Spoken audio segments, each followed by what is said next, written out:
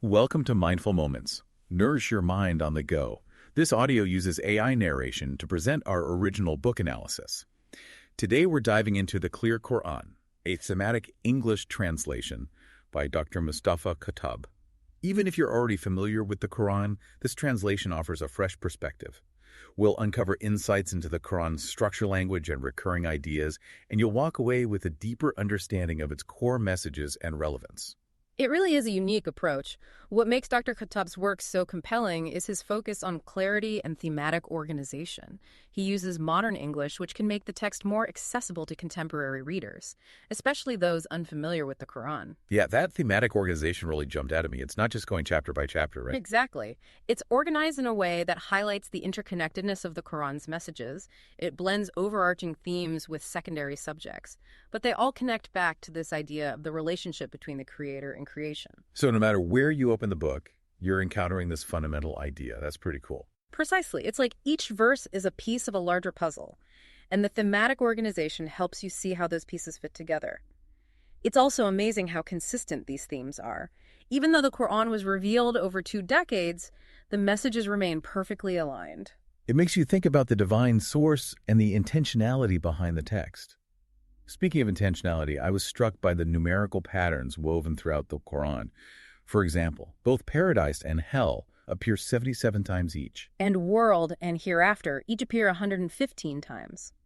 This balance and repetition underscore the careful crafting of the text and the interconnectedness of its messages. These patterns aren't just coincidences. They suggest a deeper meaning embedded within the structure of the Quran. Yeah, like a hidden code pointing to deeper truths. And on the topic of uncovering hidden meanings, Dr. Khattab's introduction delves into some unique stylistic elements that impact how we understand the Quran. For example, the use of the royal we. Right, that's a stylistic choice, common in Arabic, but it can be tricky to translate. It's not meant to imply plurality, but rather to convey reverence and emphasize Allah's oneness. It's about the majesty of Allah. That makes sense. It's a subtle nuance that could easily be missed if you're not familiar with the original Arabic. And then there's the rotation of pronouns, another rhetorical device that can be difficult to translate. It involves alternating between first, second, and third person.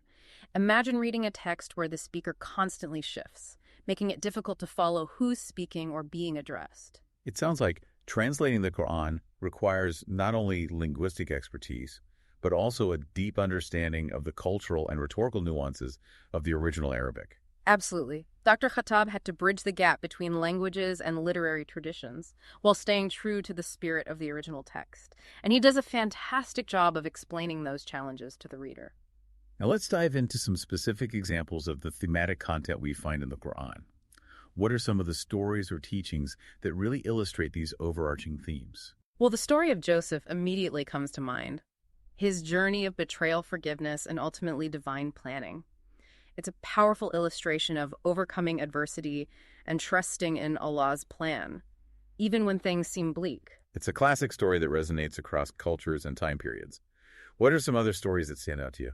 The story of Moses, the quintessential prophet chosen to deliver Allah's message, is another powerful example. It underscores the themes of prophethood, divine guidance, and the struggle against oppression. What's fascinating to me is that these stories, while rooted in history, offer timeless lessons on navigating life's challenges, building relationships, and cultivating a deeper connection with the divine. Exactly. They offer universal truths that resonate with us, regardless of our background or beliefs. And these are just a few examples of the rich thematic tapestry woven throughout the Quran. It's making me want to explore this translation further and discover those connections for myself. What other themes or stories come to mind? Well, there's the Quran's emphasis on fighting in self-defense, but never as an act of aggression. This speaks to the importance of justice, protecting the vulnerable and upholding truth, but always within the bounds of ethical conduct. It's a crucial distinction to make, especially in today's world, where violence is often justified in the name of religion. Absolutely.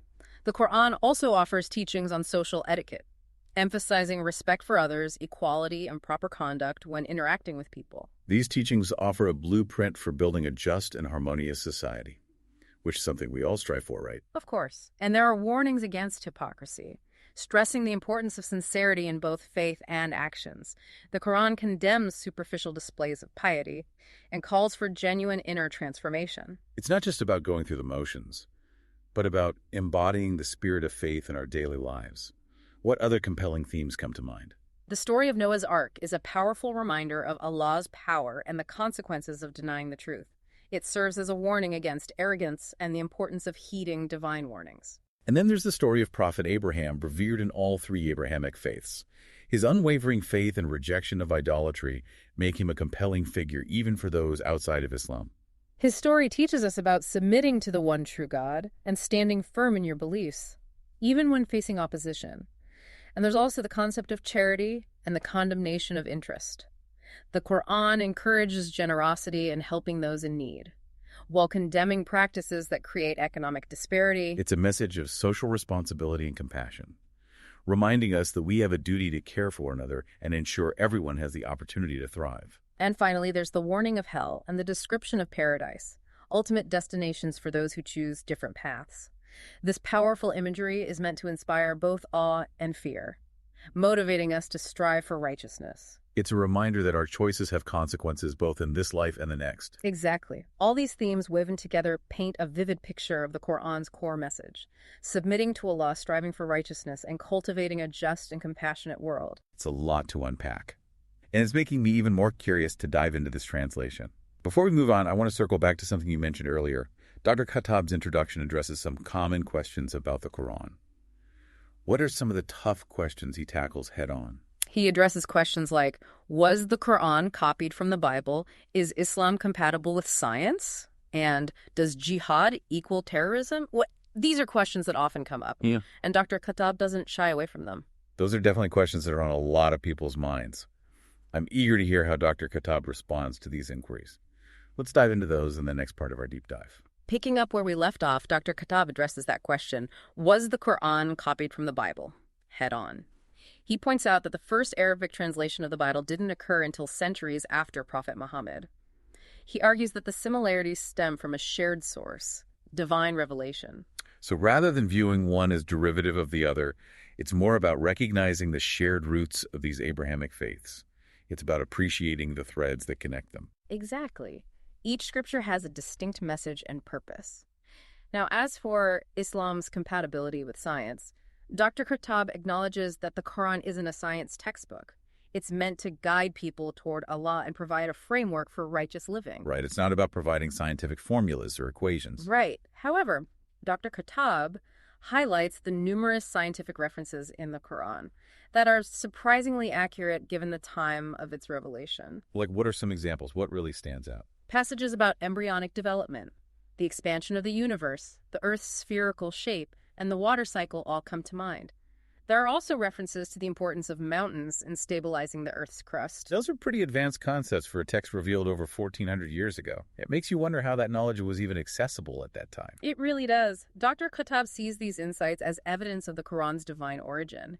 And it's hard to argue with the impact these verses had on scientific thought.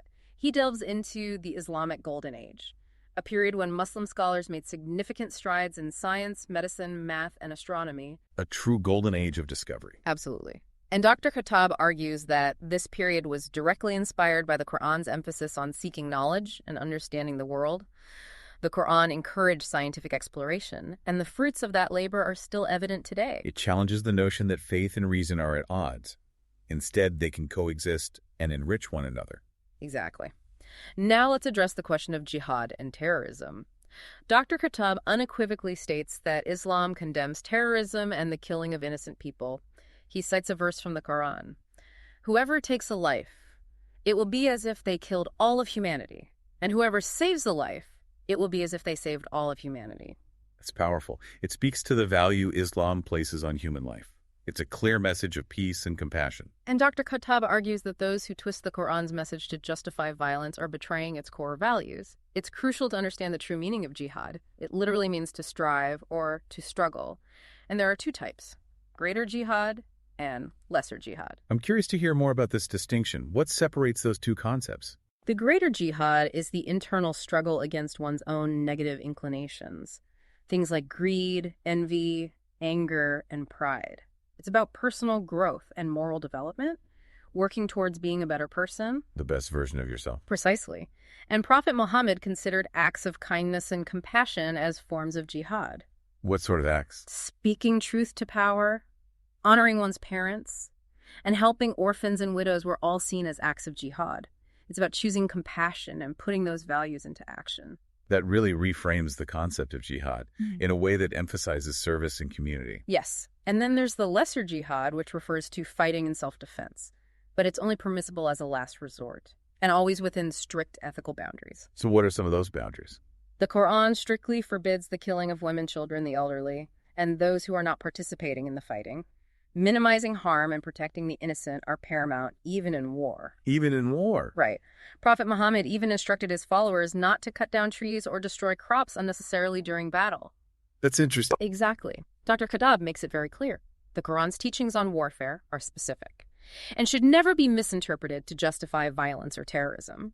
It's about protecting the vulnerable and upholding justice, not about causing harm. It's a reminder that Islam, at its core, is a religion of peace, advocating for compassion, mercy, and justice. Unfortunately, that message can get lost in the midst of misinformation and skewed narratives.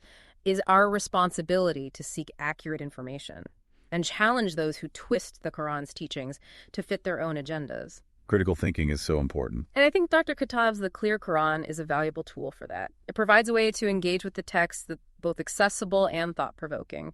It encourages readers to think deeply about the messages and apply them to their own lives. That's a great starting point for anyone curious about Islam or looking to broaden their understanding of the world's religions. It's a reminder of the shared humanity that connects us all. It's been fascinating to explore these complex questions and see how Dr. Khattab addresses them. I'm ready to dive into the final part of our deep dives into the Clear Quran. What other insights await us? Yeah, it really has been a fascinating journey exploring the Quran through Dr. Khattab's lens. It really has. It's amazing how much depth and richness we've uncovered, even in this short time. Yeah, the thematic approach has really clarified some ideas about the Quran that I've always been curious about. It's helped connect the dots, see the recurring themes. It's like a tapestry. Each thread adds to the overall beauty and complexity of the design. It's not just a collection of random verses or stories. It's a carefully crafted work with a profound message that unfolds as you delve deeper. Before we wrap up, I want to touch on something that's been on my mind. We've talked about submission to Allah, living a righteous life, striving for justice. But what about the human element? What about free will and personal choice? That's a great question. The Quran acknowledges the role of free will. Human beings can choose between right and wrong, belief and disbelief. So it's not like a deterministic worldview. Exactly. The Quran makes it clear that we're responsible for our choices and will be held accountable on the Day of Judgment. It's a delicate balance, divine guidance and human agency. Yes. Allah provides the guidance, the map, the compass. It's up to us to choose our path and make choices that shape our destiny in this life and the next. And that's where faith comes in, right? It's not just intellectual assent. It's a conscious choice to trust Allah, surrender to His will, and live a life that reflects His teachings. Beautifully put. It's about aligning your heart and mind with the divine will. Recognizing that Allah's plan is ultimately for our own good, even if we can't always see it. And that's the challenge, isn't it? It's easy to submit when things are good. But what about when we face adversity? When we struggle? When we're tempted to doubt? That's when faith is truly tested. That's when we need to dig deep and remember the lessons from the Quran and the stories of those who came before us. Those who faced trials but never lost sight of their purpose. The stories of Noah, Joseph, Abraham. They all faced immense challenges but remained steadfast in their faith. Exactly. Their stories teach us that even in the darkest of times, Allah is with us. He guides us, supports us, and delivers us from hardship. It's about cultivating that unshakable trust in Allah, knowing He has a plan for us even when we don't understand it. And remembering that this life is a temporary journey, a preparation for something far greater. The eternal bliss of paradise or the consequences of hell. Right. Let's make choices that lead us toward our ultimate goal, reunion with our Creator.